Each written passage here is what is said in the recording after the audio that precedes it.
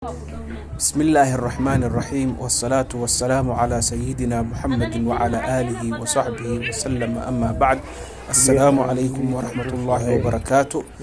ولا ليار سيدة أتعجلك وجدان وحوايه عرضي أو ما أركتسي بابا أيسو أو بيها قدر سوم أيسو أو أي قاضي يسو وحا في إنجليز كاللغو هذا soil erosion أفعل بيغانا وحالو لها انجراف التربة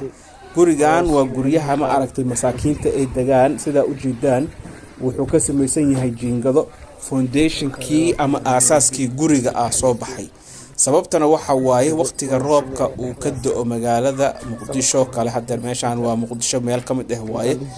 waxa dhacay roob badan roobkaas markuu dhaco wuxuu ka soo aruurinayaa carrada meel walba wuu sii wadayaa ilaa uu ka geeyo badda ama meel area cusub uu wixii geeyo saas daraadeeda waxa muhiim ah in la beeraa dhir fara badan si loo joojiyo in ay nabaad guur ka dhacdo meesha ama carrada ay baabado oo meesha saytana ma aragtay carradii lagu waayo dadkii guryahoodana ay qatar galaan oo ma aragtay markay qatar galaan gurigii waxa laga yaabaa inuu dumo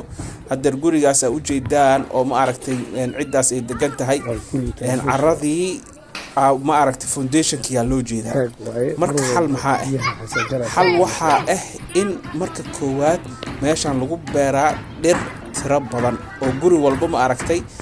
أنت سو جيد وكو أبو راس أو تو أجيده وحي علينا يان عرضي علينا يان والسلام عليكم ورحمة